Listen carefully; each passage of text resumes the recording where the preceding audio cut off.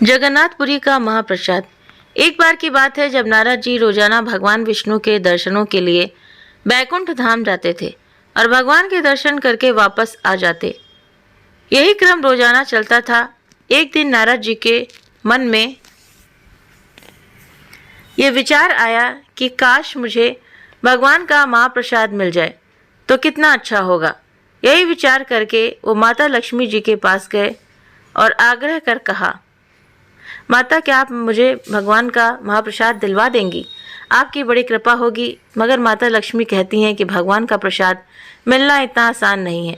उसके लिए भगवान की आज्ञा अत्यंत आवश्यक है। बिना भगवान की आज्ञा के मैं किसी को भगवान का प्रसाद नहीं दे सकती। फिर नारद जी ने भगवान को प्रसन्न करने के लिए 32 वर्षों तक कठिन तपस्या की, मगर भगवान की प्रसन्नता पाना इतना आसान काम नहीं था। इतनी तपस्या करने के बाद भी नारद जी को प्रसाद नहीं मिला। अब नारद जी विचार करने लगे कि अब मैं ऐसा क्या करूं कि मुझे भगवान का प्रसाद मिल जाए। फिर नारद जी ने एक योजना बनाई कि यदि मैं यहाँ प्रभु के घर सेवा करूं तो शायद मुझे प्रसाद की प्राप्ति हो जाएगी। ऐसा विचार करके नारद जी ने एक स्त्री का रूप धारण किया, साड़ी पहनकर और श्रृंगार करके रोजाना रात को 2 बजे से 3 बजे के बीच भगवान के दरबार में झाड़ू लगाते थे और पूरी सफाई रात के अंधेरे में ही करके चले जाते थे। ऐसा कई दिनों तक चलता रहा। ये सब देखकर लक्ष्मी जी हैरान हो जाती थी कि इतनी सुबह सुबह कौन पूरा दरबार साफ करके जाता है। ये तो जानना ही पड़ेगा। एक दिन लक्ष्मी जी निश्चय करती हैं कि जो कोई भी यहाँ आकर रोज सफाई करता है मैं उसको छुप कर देखूंगी और फिर पकड़ लूंगी। इसीलिए वो रात को ही पेड़ के पीछे छुपकर खड़ी हो गई। फिर ठीक रोजाना के समय पर नारद जी स्त्री के स्वरूप में साड़ी पहनकर आए और भगवान के दरबार की सफाई करने लगे। नारद जी पूरी लगन के साथ सफाई करने में लगे हुए थे। तभी लक्ष्मी जी ने पीछे से आकर नारद जी को पकड़ लिया और पूछने लगी कि कौन हो तुम और रोज आकर चुपचाप सफाई क्यों करते हो? क्या इरादा है तुम्हारा? इस तरह से माता लक्ष्मी जी ने एक साथ बहुत सारे सवाल पूछ डाले। फिर नारद जी अपने असली स्वरूप में आकर माता लक्ष्मी से बोले, माँ मैं नारद हूँ। भगवान के प्रसाद को पाने की भावना से भगवान की सेवा कर रहा हूँ ताकि भगवान प्रसन्न होकर प्रसाद देने की कृपा करें। फिर लक्ष्मी जी बोली, आपने इतने साल तक तपस्या की फिर भी आपको प्रसाद नहीं मिला और अब आप प्रसाद पाने के लिए झाड़ू लगा रहे हो। माता बहुत आश्चर्यचकित हो गई, मगर नारद जी पर तो धुन सवार थी कि प्रभु का प्रसाद खाना है। वो फिर माँ से आग्रह करने लगे कि माँ आप बोलिए कि प्रभु को कि मुझ पर वो कृपा करें और प्रसाद मुझे वरदान करें। फिर माता लक्ष्मी जी नारायण भगवान विष्णु के पास गईं और प्रभु से पूछा कि नारद जी आपके प्रसाद के लिए बहुत आग्रह कर रहे हैं, प्रभु कृपा करके आप उनकी विनती स्वीकार करें।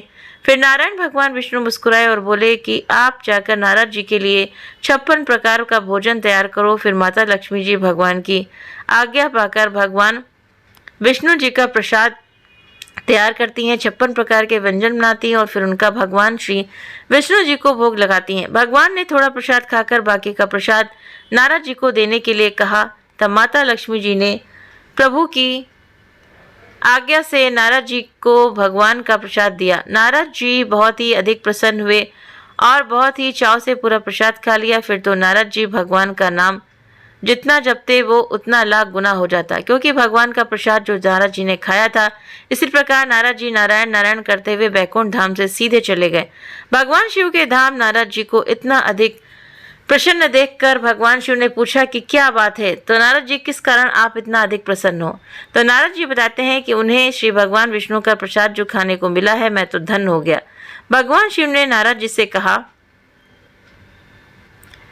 ये तो गलत बात है नारद जी, आपने अकेले ही भगवान का पूरा प्रसाद खा लिया, थोड़ा तो हमारे लिए ले आते। नारद जी बोलते हैं कि भगवान का प्रसाद खाते हुए मुझे भगवान के सिवा कुछ और याद ही नहीं रहा, इसीलिए मैंने सारा प्रसाद खा लिया। तभी भगवान शिव की नज़र नारद जी के मुंह पर लगे एक चावल के दाने पर पड़ी। भगवान शिव ने वो एक दाना ही प्रसाद ग्रहण कर लिया। फिर तो वो भी भगवान विष्णु में ही मगन हो गए और खुशी से नृत्य करने लगे।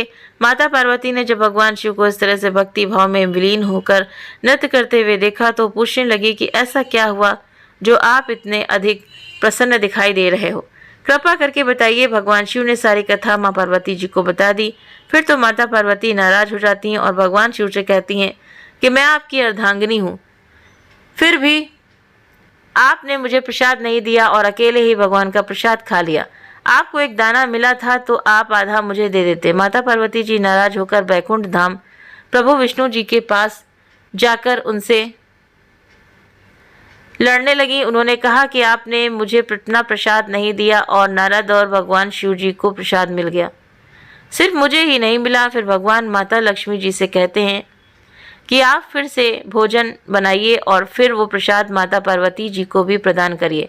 तब जाकर माता पार्वती का क्रोध शांत हुआ। तब भगवान विष्णु जी ने माता पार्वती जी को वचन दिया कि मैं कलयुग में दारू ब्रह्मा रूप में जगन्नाथपुरी में विराजमान हूँगा। वहाँ पर मेरा 56 प्रकार का प्रसाद बनेगा।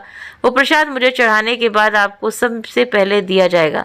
इसीलिए आपका मंदिर भी वहीं पर उसी प्रांगण में स्थापित होगा। वहाँ पर आपका नाम माता विमला देवी के नाम से प्रसिद्ध होगा और सभी लोग आपकी पूजा करेंगे।